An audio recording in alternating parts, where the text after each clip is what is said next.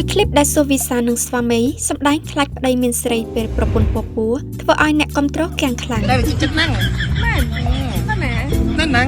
nè mấy cái bài năng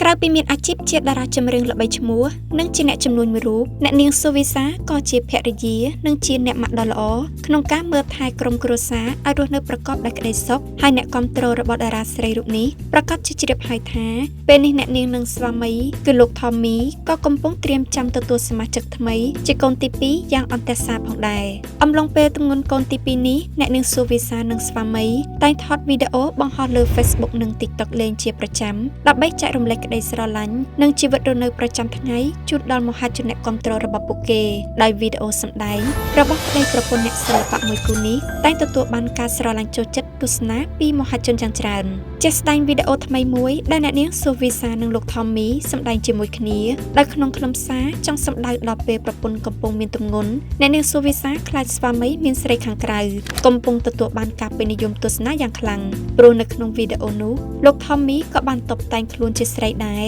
ថែមទាំងនិយាយបែបលេងសើចទៅកាន់កូនក្នុងផ្ទៃដើម្បីឲ្យភរិយាសប្បាយចិត្តទៀតថាកូនទី2ពេលសម្រាលមកនឹងមានម៉ាក់2នាក់ហើយ ai cho đi cùng hai con đấy cho đi thì miền bắc mặc áo đi ai